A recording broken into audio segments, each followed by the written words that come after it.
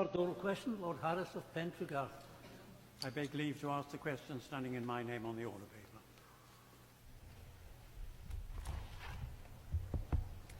My Lords, the UK welcomes the recommendations of the UN Human Rights Committee in response to the second period report of Indonesia under the International Covenant on Civil and Political Rights. We regularly raise our concerns on the human rights situation in Papua, both with the Indonesian Embassy in London and directly with the government in Jakarta. The Foreign Secretary raised Papua with then Foreign Minister Retno Marsudi in July 2024. I thank the Minister for her reply.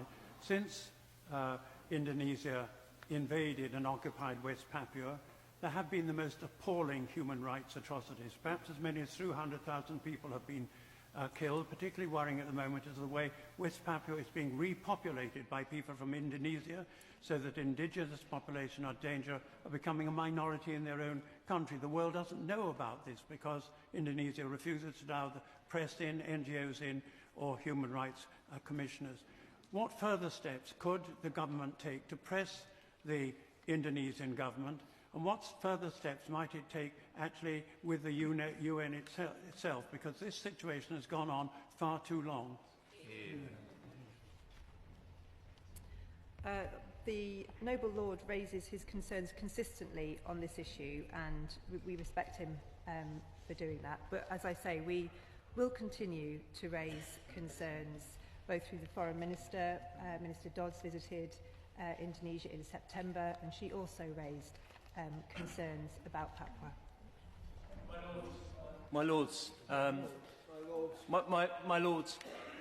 the government is committed to universal human rights, and the Minister may very well anticipate my question here, as I've mentioned it before in the House. When is the government going to appoint a special envoy for freedom of religion and belief? Because contrary to the promises that have been made, this hasn't happened, and it is a bipartisan issue which we all support. It's very much a bipartisan issue, and so it should always be. The government will be making announcements about envoys, trade envoys, I hope very soon. Been briefed of the Human Rights Watch report from September, which recommended that the Indonesian government unconditionally release West Papua and other detainees in exercise of their fundamental political rights. But specifically for the new Indonesian government just formed to permit UN rights monitors to visit West Papua, this would be honouring a commitment that the previous Indonesian government gave in 2018 but have yet to honour. Has His Majesty's government specifically asked for that latter point with the new administration?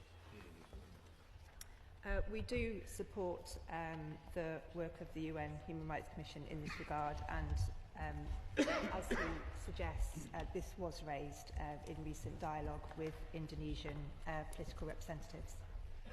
My Lords, does His Majesty's government agree with the Pacific Conference of Churches that the future for West Papua, alongside Mahawin Nui, French Polynesia, and Kanaki, New Caledonia, actually lies in self-determination?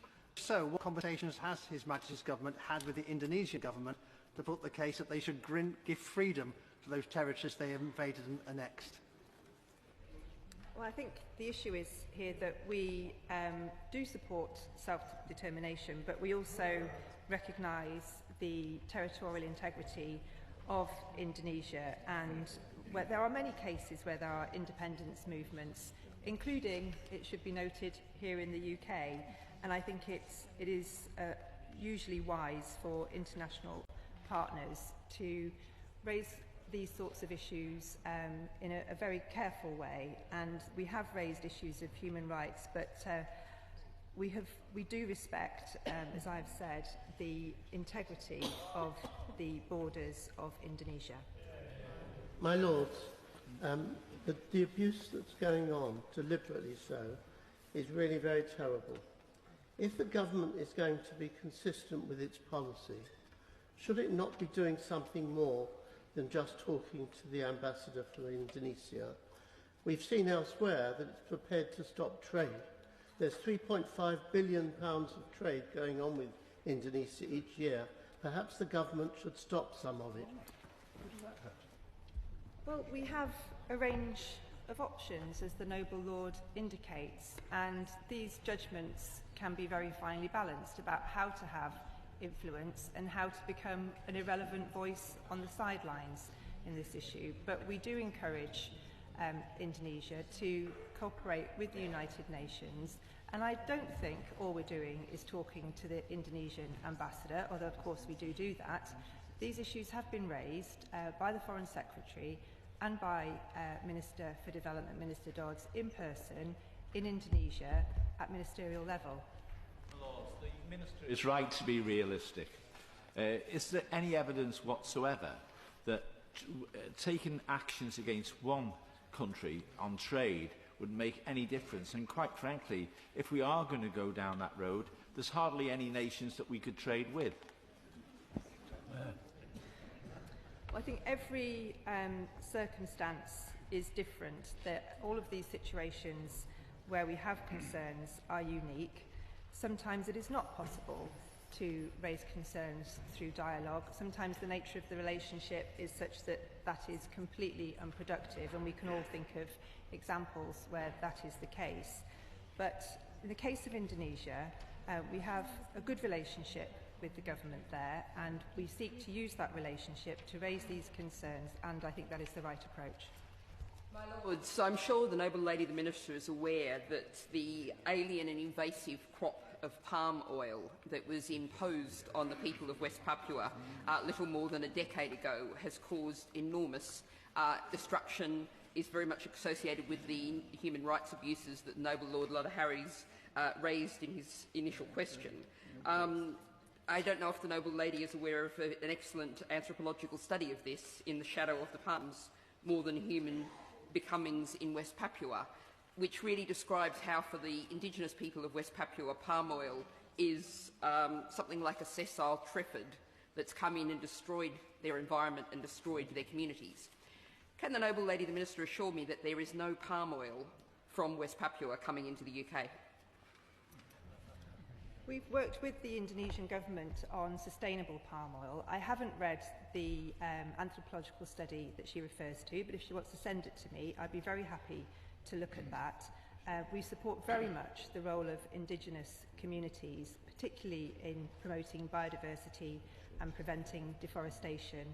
I think they are a vital partner, and actually we will achieve very little unless we work closely with Indigenous communities. About the Indonesian colonisation of West Papua, which, as the Noble and Right Reverend Lord said, have led to the deaths of tens of thousands amongst the indigenous population. Will the government do all it can to stir the international community into action on this matter?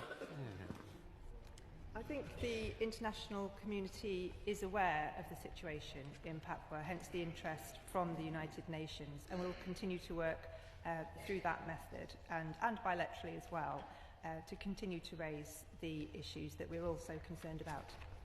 My Lord, I'd like to congratulate the Honourable Lady and the Minister for the very measured approach that she's taking here, but could also within those, can she reassure us that the Foreign Office also recognised the crucial importance of Indonesia, the fourth most populous nation in the world, the most populous Muslim nation, and also a crucial part of the economic and security infrastructure in the Indo-Pacific. While we're making those representations, can we also be advancing our relationship as well? Well, I do think that whenever possible, influence should be gained through a good relationship and one of being perhaps sometimes a critical friend. And I think that the points that he makes about the wider Indo-Pacific and the security situation are also things that a responsible government here in the UK really does need to take into account.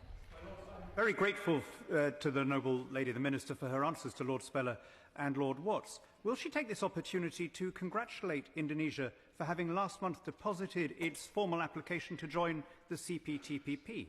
Will she congratulate them on, like us, having had a recent democratic and peaceful transition of power where the new government keeps the same trade policy towards the Pacific bloc as the previous one? And will she take this opportunity to confirm that we will not engage